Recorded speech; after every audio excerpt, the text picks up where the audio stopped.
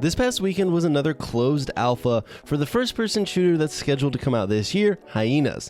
This game is developed by Creative Assembly, who are best known for the Total War series and Alien Isolation. Now, the game is in closed alpha and has some NDAs, so I can't show you guys footage of the game today, but I am free to talk about it, so that's exactly what we're gonna do. So if you haven't seen anything about this game, it's basically sort of a squad-based extraction shooter with different characters that you can pick. Now, each game has 5 squads of 3, and the goal of the game is to either be the last squad standing, or to get 10,000 credits and extract from the map, and then you win.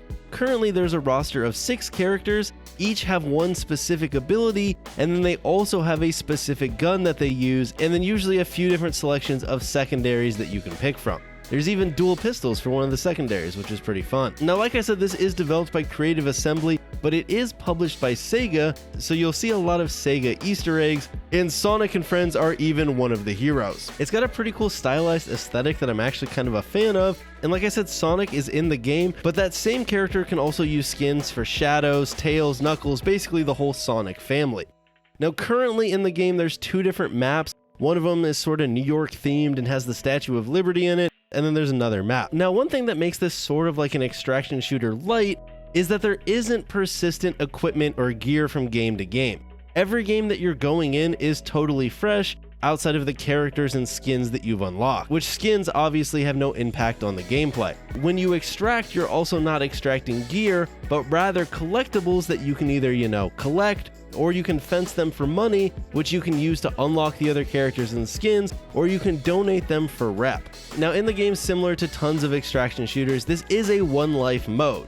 However, if you die, your teammates can revive you at a revive station if your entire team doesn't get wiped. So the goal to win the game is to either be the last squad standing, or once you get $10,000 in credits, you can attempt to extract from the map, and if you're successful, you win the game. Now, if any of the squads are able to successfully extract, it will end the game. However, if they fail to extract and end up dying, then the game will continue going. Now, the game is PvPvE, so there are those 5 squads with 3 players each, but there's also plenty of AIs that you're going to fight while you're trying to get credits. And most of your credits, while you can get a little bit here and there from killing some of the AI, are going to come from the merch drops, which you can find on the map in specific points. Basically, you go up to a door that says merch on it, you start the sequence, and then you fight off some waves of AI, while also possibly fighting off players, because they'll be notified that you're trying to get this merch. Then once you get the merch, it's worth usually a certain amount of credits, and then if you hit that 10k, you can try and extract. Most of my games have ended with 1 squad remaining and they just wiped everyone, but I have had a couple games where a team was able to extract without having to kill all the other squads. Now, overall, the game is pretty fun, but the pace can be kind of weird at times. There's a lot of times where you're sort of just walking around the map, looting and trying to get credits, and then out of nowhere it'll get super fast paced because one of those teams will start pushing you, and maybe even multiple depending on the area of the map. Usually somewhere in the middle of the map, there's also this big no gravity section that can be turned on and off, and it makes it easier to traverse through the middle of the map when the gravity is off, but it feels a little bit gimmicky. During the game, you can sort of upgrade your character. While you can't pick up different guns, you can find some weapon mods that'll make your gun a little bit more powerful. You can also find and upgrade up to 2 gadgets per game, which are things like flash grenades and sticky grenades and a foam wall and things like that. And then you can also find various levels of shields along with shield recharges and health recharges. Overall, I find the looting and inventory system a little bit clunky, as it feels like I spend a lot of time looking at the floor trying to figure out what the different gadgets are and seeing if it's the gadget I already have to upgrade it, and if it is, then you do, and if not, you have to decide, do you want this one over your gadget?